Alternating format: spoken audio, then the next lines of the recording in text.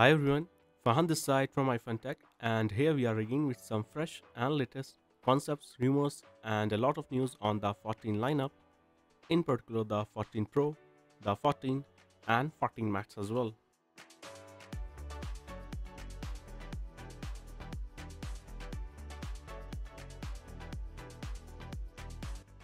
Let's get into the iPhone 14 stuff. Let's start with John Prosser leak for 14 Pro Max, and this is a complete redesign.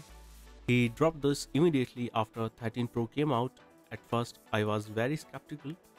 It goes back to the iPhone 4 and 4 styling, where it's just two slabs of glass layered on the top of the metal chassis, just like the old brick force. And Mark Gurman himself did confirm that iPhone 14 would feature a complete redesign. Now backtracking toward the overall iPhone 14 lineup will look like there is iPhone 14, 14 Max, 14 Pro, and 14 Pro Max. So Apple is killing off the 5.4-inch mini series. Those of you with the 13 and 12 mini, hold them dearly as Apple is officially killing it, making the SE its smallest phone. Now Q among some other sources do confirm that the 14 and 14 Max will retain the same notch on the front. More recently, analyst Jeff Fu confirms that the 14 and 14 Max will have a standard 120Hz display, no longer a Pro exclusive option. Now there has been no rumors regarding a 14 and 14 Max redesign, so here Apple is basically fulfilling Johnny Ive's long-standing dream of having a flat slab of glass as a phone. The future before it gets implanted into your head, or whatever crazy things that are in store for us now. The biggest news recently is news of the new hole punch. So it started as a cycle when Min Chiang Kuo was the first to report it long ago, more recently developed into a pill shape, and then realized that someone leaked the actual display for the 14 lineup. Looks like a 14 Pro models based on the ratio by Twitter leaker Shrimp Apple Pro. This is before the 13 was even announced, and in those details he confirmed that the iPhone 14 screen which is being tested will have a double hole punch, so a hole and a pill shape. That's the most recent news, which has been corroborated by Ross Young, a display analyst that's gotten many details right over the last few years. The hole punch itself isn't unique for Samsung Huawei, but Apple would feature a dual hole punch, and just like the notch, something controversial, it would set the design apart. Several analysts agree that Apple was trying to place the Face ID components under the display, leaving just the selfie camera, and something I will quote Matt's mind back on is they actually tried using periscopes, such as the periscope zoom feature for Huawei and Samsung phones, others using those in Face ID up to 3 to focus a bunch of data into one hole, and it just was so complex they decided not to go on that route. And it seems like the most logical thing is just to put a separate hole for what they are actually going to be the dot projector. The infrared camera is going to be the part of the pill shape, as well as the selfie camera, which will be on the very left. And according to a Barclays analyst, in order for Apple to make this smaller Face ID system work, they are moving to a laser time of flight based detection system compared to a dot projector before. So definitely more complex, but in a smaller form factor. And Min Chiang Kuo, a prolific Apple leaker, he has to be from the future. He has been so accurate over the years. Earlier he said that iPhones with under the screen touch ID are coming in 2023. So next year, and at least one model will have no holes, no visible sensors on the screen at all. The camera Face ID system will all be beneath the display, something that Apple has run into issues, but they are definitely working on it. Anyways, back to John processor leak, the flat iPhone 14 leak. Now he claims that in order to make the lens work, a completely flush lens, which is not exactly displayed this way in the renders because it just seems to be too impossible right now without the periscope technology. He's saying that it is accomplished with a thicker frame on the iPhone. Apple has been consistently making their iPhones thicker now for what 3 years in a row. Currently this year iPhone will be no exception. Now what would make this flat lens design possible is the periscope zoom, so a system we know that Apple has been working on. Min Chiang Kuo has reported on it several times now. More recently, Jeff Wu claims that this will be a feature on the iPhone 15 Pro. Basically an angled lens system, nothing new. Apple of course fashionably late, It will be good though, as always up to 10 times zoom, Jeff Wu claims. And Min Chiang Kuo himself has revised his estimate from this year to 2023, so the iPhone 15 Pro model will have this advanced zoom system. Now regarding the 14 Pro camera, Kuo claims that Apple is going to 48 megapixel. This is to be achieved with pixel binning, where it basically takes multiple smaller pixels, combine them into a larger one.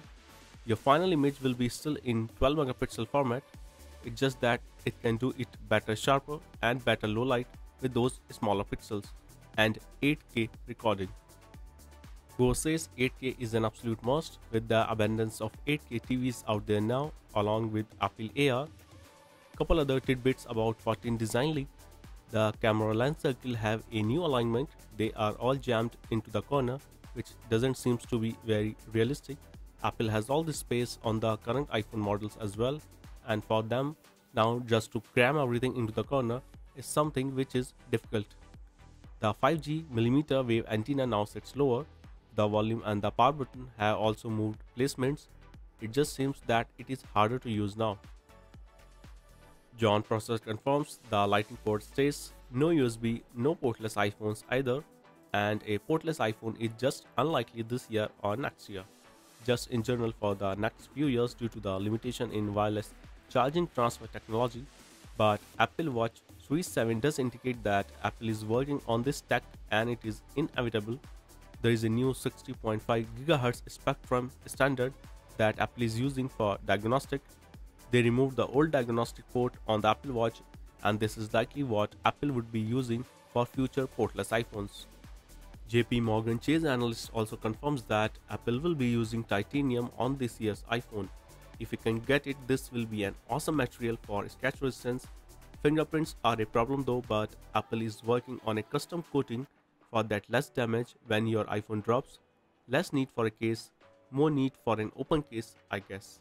Analyst Jeff Wu most recently claimed that the iPhone 14 lineup will all feature 6 GB of RAM. Previously, he reported 8 GB for the Pro models, but due to the supply constraint, Apple was not able to make that happen. So 6 GB it is. Regarding storage, Jeff Wu claims that Apple will start at 64 GB for the base 14 and 14 Max model and 256 GB for the 14 Pro and Pro Max model, which just seems highly unlikely in a world where chip shortages are running rampant. Another storage leak from the Chinese website, 2TB will be the max storage option on the Pro models. Regarding the A16 chip, according to DigiTimes, they are claiming TSMC, Apple supplier for the chipsets, will be using a 4nm process which fits more transistors into the same chip size, more efficient and more powerful. Although a clarification on that report states that it could be a triple refined 5nm version which the A14 and A15 uses. And further on, DigiTimes reports that the 3nm is reaching full scale production by end of this year and will be seeing it in the Apple A17 next year. The 5G modem in the 14 lineup is confirmed to be the Qualcomm X65, which is the world's first 10 GB modem with a new brand for 5G millimeter wave. Beyond that, in 2023, Apple will be making their debut of the in-house 5G modem, which is supposed to be more efficient. All the usual Apple improvements. It didn't happen with the 13 lineup, but the 14 lineup will support Wi-Fi 6E. It's a connectivity standard that we will need for the mixed reality headset. Now, vapor cooling technology never made its way to the 13, but apparently it is still happening for the 14 lineup. Apple has been very diligently working on it, trying to get the phone to cool off better.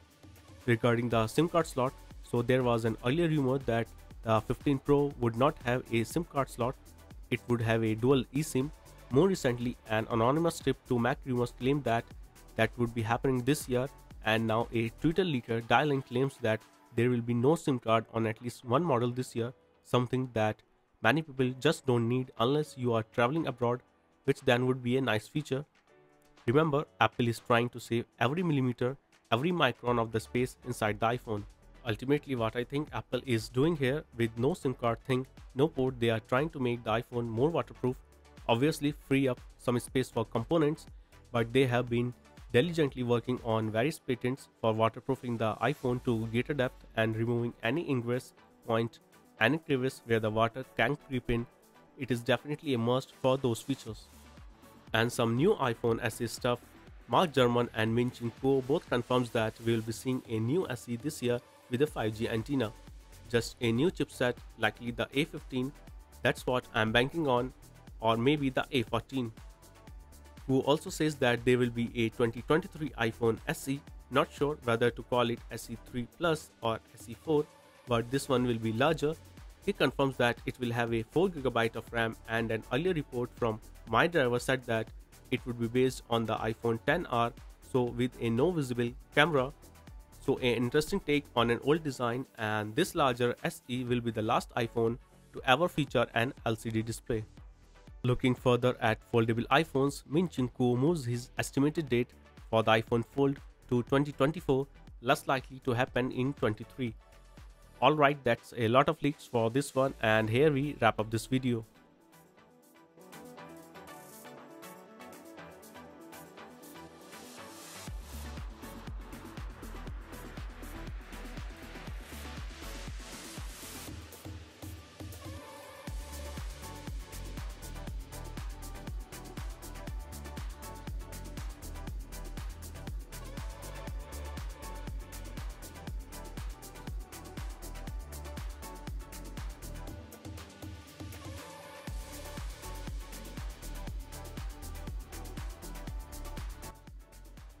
I hope you like this video and find this useful. So don't forget to leave a like, share this video, and just give a sub to the channel for more such videos and updates. You can also follow me on my Instagram handle iFranTech for daily tech bites from the Apple ecosystem. Thanks for watching. My name is Farhan. This is iFranTech, and I'll see you around.